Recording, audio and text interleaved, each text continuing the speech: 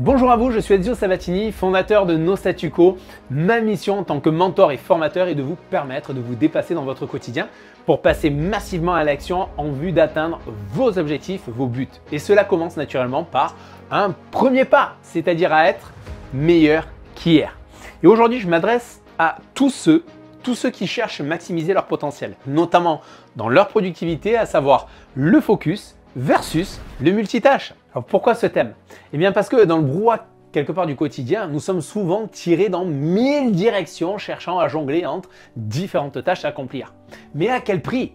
Prenons un exemple concret. Imaginez une journée typique où votre attention est éparpillée entre les emails, les réunions, les notifications sur votre smartphone, les interruptions des collègues.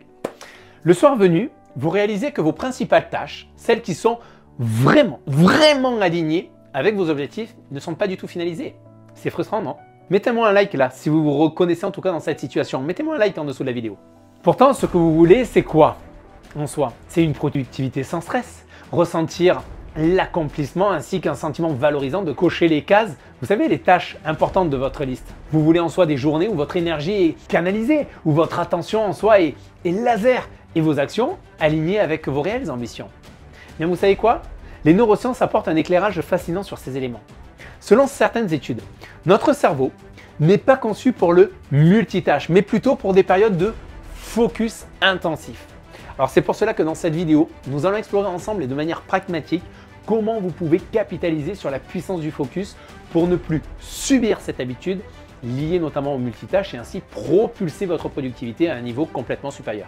Je vais vous dévoiler des stratégies simples à mettre en œuvre, mais au moins elles sont actionnables. Oui, parce que finalement, chez No Statu Quo, ce qu'on veut, c'est des choses simples. Parce que si c'est complexe en soi, vous ne ferez pas le premier pas pour avancer, pour progresser. Donc, je vais vous amener à mettre en place des actions concrètes pour vous aider à canaliser votre énergie et également à surpasser vos journées. Telle est ma promesse. Donc, rentrons dans le vif du sujet, si vous voulez bien. Dans notre quête incessante d'une plus grande efficacité, le multitâche en soi semble être une réponse logique. Après tout, pourquoi faire une chose à la fois quand on peut en faire 2, 3 ou même 4? C'est vrai. Sauf que la réalité est tout autre. Le multitâche nous donne l'illusion de la productivité, mais en réalité, il sème la panique dans notre esprit et impacte la qualité de notre travail. Vous savez, les problèmes engendrés par le multitâche sont finalement nombreux et souvent sans que l'on s'en rende compte. Il y a d'abord quoi? Une baisse notable de la qualité du travail effectué, car notre attention est éparpillée entre différentes tâches, et ensuite vient l'augmentation du stress, car notre cerveau est constamment sollicité à changer de focus entre les différentes tâches. Et n'oublions pas le temps perdu à alterner entre les tâches, ce qui au fil des jours se traduit par des heures de productivité qui s'envolent. Et qui plus est, le multitâche peut engendrer des erreurs, des oublis et une satisfaction moindre dans l'accomplissement des tâches. D'un point de vue psychologique, le multitâche est souvent le fruit d'une surcharge d'informations et d'une volonté de tout contrôler. Il est également alimenté par la peur de manquer quelque chose d'important. Vous savez, une notification arrive, vite, vite, votre dopamine, l'hormone du plaisir, qui va vous pousser à regarder de quoi il s'agit. Et au lieu de juste regarder 3 secondes, vous êtes distrait par le fil du message ou le fil des réseaux sociaux. Et ce n'est pas tout. L'environnement également dans lequel nous évoluons joue un rôle non négligeable. Un bureau qui est bruyant, une maison, je dirais, agitée ou même, comme on vient de le voir, un smartphone constamment à portée de main, d'éléments qui nous poussent vers le multitâche. C'est un piège. Mais la vérité est que notre cerveau n'est pas fait pour jongler entre plusieurs tâches à la fois. En fait, il ne fait que passer rapidement d'une tâche à une autre. Il commute, ce qui donne en quelque sorte une impression de simultanéité. Mais cela a un coût cognitif élevé. Lorsque l'on commence à comprendre ces mécanismes, on se dit « Waouh, c'est pas top tout ça ». Eh bien oui. Donc du coup, j'ai une question plutôt deux même pour vous. Est-ce que vous avez déjà mesuré le temps réel que vous perdez en une journée à jongler entre différentes tâches au lieu de vous focaliser sur une seule à la fois? Et quelle tâche importante serait finie d'ici ce soir si vous canalisez cette énergie éparpillée en quelque sorte? Vous savez, aujourd'hui, nous sommes complètement bombardés d'informations et de notifications en tout genre. Vous êtes d'accord?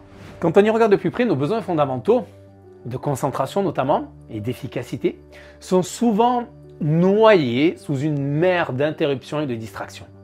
Pourtant, ces deux piliers sont cruciaux pour exceller dans notre vie personnelle et professionnelle. Tout d'abord, la concentration, ou focus, nous permet de plonger en profondeur dans nos tâches, d'explorer des solutions créatives et d'apporter une valeur ajoutée incontestable à notre quotidien. Et pour ce qui est de l'efficacité, on peut considérer que c'est la boussole en soi. La boussole qui nous guide vers l'accomplissement de nos objectifs dans un temps optimisé. Maintenant, faisons face à la réalité. Le multitâche est une habitude qui est en soi enracinée, qui freine notre potentiel. Et prendre conscience de la nécessité de rompre avec cette habitude est en soi un pas de géant vers un quotidien qui va être plus satisfaisant, plus productif. L'invitation à changer est ici, devant nous. L'opportunité de remodeler notre approche du travail et de la gestion du temps est à notre portée, les amis. Et la beauté de ce changement réside justement dans sa simplicité. Pourquoi je dis simplicité? Réduire les distractions, canaliser notre attention et récolter les fruits de notre investissement focalisé. Alors, comment procéder, Ezio? C'est bien beau tout ça, tu nous dis que c'est facile, mais comment on fait pour y arriver? Pas de panique les amis. Je vous donne maintenant 3 stratégies simples et radicalement efficaces pour qui les met en œuvre en tout cas sur la durée obtiendra les meilleurs résultats. Alors, vous êtes prêts? Premier élément, c'est il faut savoir qu'il y a des cycles de focus qui durent 1h30. C'est-à-dire, je m'explique.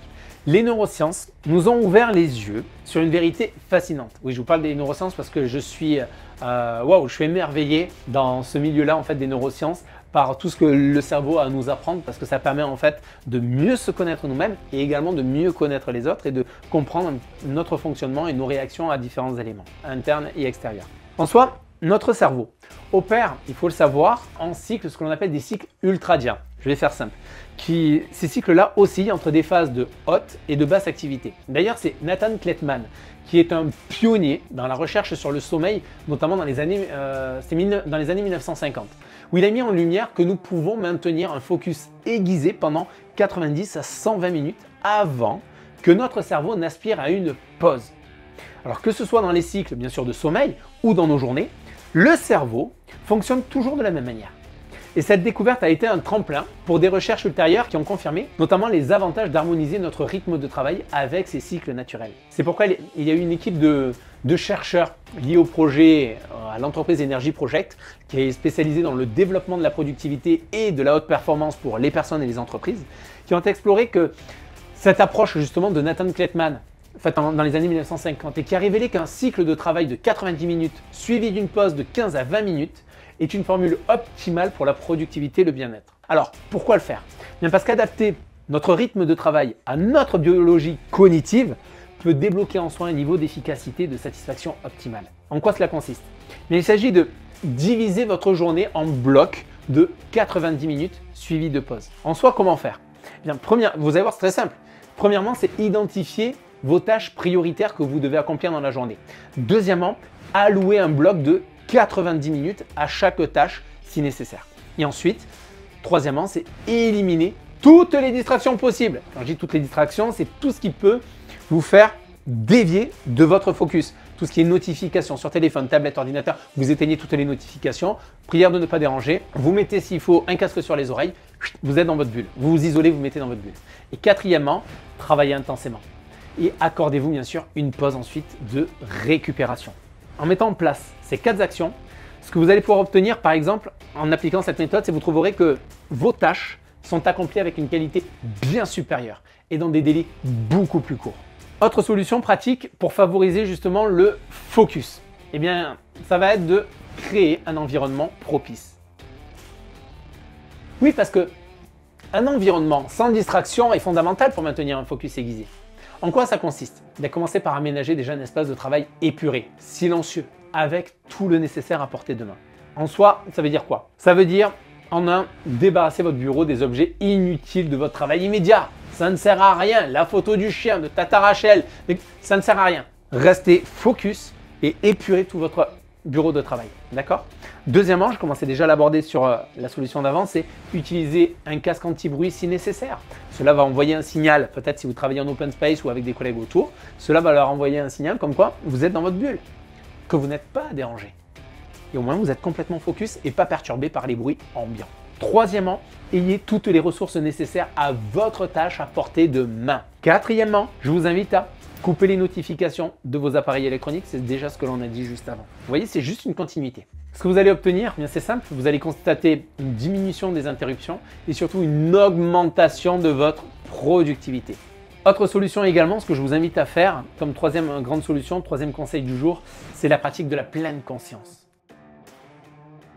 En fait, sachez que la pleine conscience permet en soi d'améliorer la concentration et de réduire considérablement votre stress.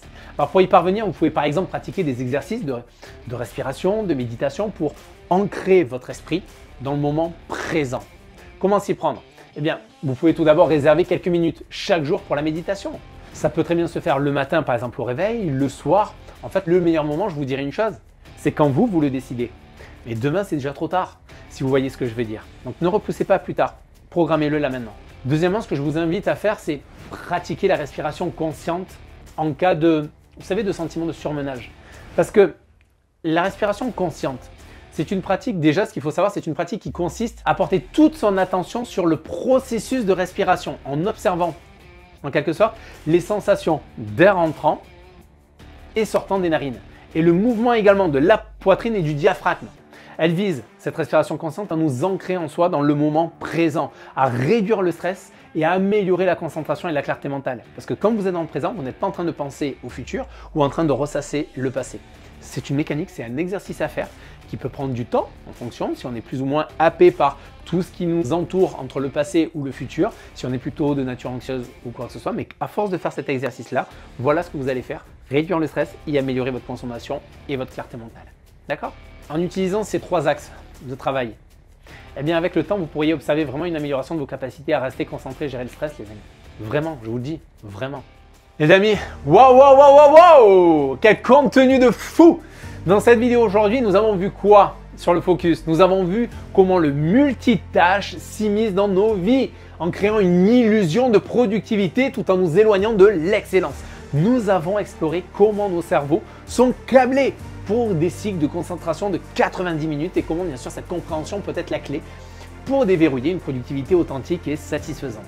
Alors visez l'excellence, bien sûr, visez l'excellence, c'est ce à quoi je vous encourage et cela nécessite d'embrasser le focus, non seulement dans nos tâches quotidiennes, mais aussi dans nos aspirations de vie. Et l'excellence n'est pas une qualité innée en soi, puisqu'elle est le fruit d'un engagement quotidien, elle est en quelque sorte cette étoile du Nord, je dirais, qui guide nos efforts continus vers l'amélioration. Plus nous nous entraînons et plus nous nous améliorons. Et c'est ainsi que nous développons notre leadership.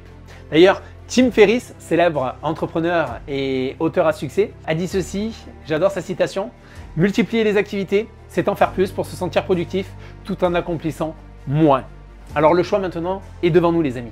Continuer à se perdre dans le brouhaha du multitâche ou embrasser la puissance tranquille du focus. Une question à méditer. Quelle serait la première étape vous permettant aujourd'hui de passer du multitâche à la sérénité du focus?